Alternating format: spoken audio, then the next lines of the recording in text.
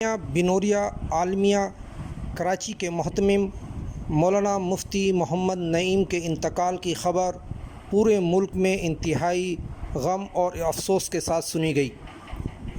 وہ ایک جید عالم دین اور مدارس کے نظم و نسق کے حوالے سے ایک معتبر نام کے حامل تھے۔ مفتی محمد نعیم 1958 میں پیدا ہوئے۔ انہوں نے ابتدائی تعلیم اپنے والد صاحب سے حاصل کی اور اس کے بعد کراچی ہی کے ایک بہت بڑے مدرسے جامعۃ العلوم الاسلامیہ علامہ بنوری ٹاؤن سے درس نظامی مکمل کی۔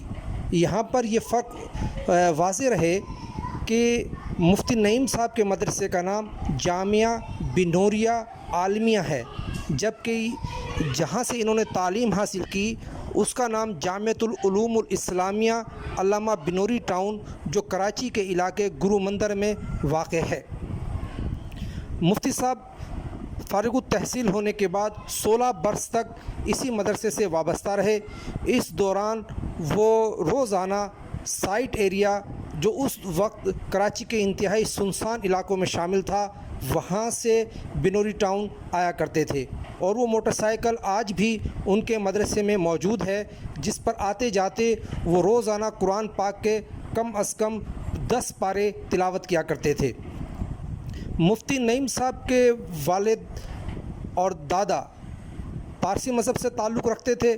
ان کا گجرات بھارت کے علاقے گجرات یعنی سورت سے تعلق تھا، لیکن جب مفتی صاحب کی عمر 4 برس تھی اس وقت ان کے والد اپنے دادا کے ساتھ مسلمان ہو گئے تھے، اور پھر اللہ کی شان دیکھیے کہ ان کے والد صاحب نہ صرف مسلمان ہوئے بلکہ انہوں نے مذہبی تعلیم حاصل کی اور اپنے وقت کے بہترین قرآن پاک کے قاری تھے، اور ان کا نام ہی قاری عبدالحلیم کے نام سے مشہور تھا، اور انہوں نے ہی کراچی کے علاقے سائٹ ایریا میں جامعہ بنوریا کی بنیاد ڈالی تھی، جسے ان کے صاحبزادے مفتی محمد نعیم نے ایک بڑے مدرسے کا روپ دے دیا تھا۔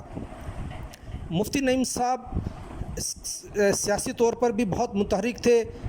تقریباً تمام سیاسی قائدین ان سے رابطے میں تھے، ان کے پاس آیا کرتے تھے، ان سے مشاورت کرتے تھے، اور وہ تمام اہم تحریکوں میں بہت سرگرم تھے، اور انہوں نے پوری کوشش کی کہ کسی بھی معاملے میں حکومت اور مذہبی طبقات میں تصادم نہ ہو اور افہام و تفہیم ہی سے تمام مسائل حل کیے جائیں۔ ان کے مدرسے کی ایک واضح بات یہ بھی ہے کہ وہاں پر 58 ممالک کے طلبہ تعلیم حاصل کرتے ہیں، جو پاکستان میں ایک ریکارڈ ہے۔ کسی اور مدرسے میں اتنے غیر ملکی طلبہ موجود نہیں ہیں۔ مفتی محمد نعیم صاحب پر ماضی میں کچھ انگلیاں بھی اٹھتی رہیں، خاص طور پر مضاربے کے حوالے سے جو ایک بہت بڑا مالیاتی اسکینڈل تھا، لیکن لوگ جانتے ہیں کہ اس سے ان کا خود کوئی تعلق نہیں تھا۔ اس کے علاوہ سیاسی مخالفین بھی انہیں تنقید کا نشانہ بناتے رہے ہیں، لیکن اس کے برعکس ان کی طبیعت میں انتہائی عاجزی انکسار تھا۔ قرآن پاک کے عاشق تھے اور ان کا قرآن پاک انتہائی پختہ تھا، بلکہ انہوں نے اس بات پر انعام رکھا ہوا تھا کہ جو شخص ان کی کوئی غلطی نکالے گا اسے باقاعدہ انعام دیا جائے گا، اور وہ فنا فی القرآن تھے۔ انہوں نے مدارس کے نظام میں بہت اصلاحات کیں، اپنے مدرسے کو مالی طور پر مضبوط بنانے کے لیے کئی اقدامات کیے، جس پر بعض لوگ اعتراضات بھی کرتے تھے، لیکن یہ ایک زمانے کی ضرورت تھی جس کا انہوں نے ادراک کیا۔ اب وہ ہمارے درمیان نہیں، اللہ پاک ان کی حسنات کو قبول فرمائے اور ان کی کوتاہیوں سے درگزر فرمائے۔ بڑے بڑے علماء ان کے شاگرد ہیں، ہزاروں لاکھوں لوگوں نے ان سے تعلیم حاصل کی۔ وہ خود اپنے مدرسے میں بخاری شریف پڑھایا کرتے تھے، کئی کتابیں لکھیں۔ اللہ کریم انہیں اپنے جوار میں جگہ عطا فرمائے۔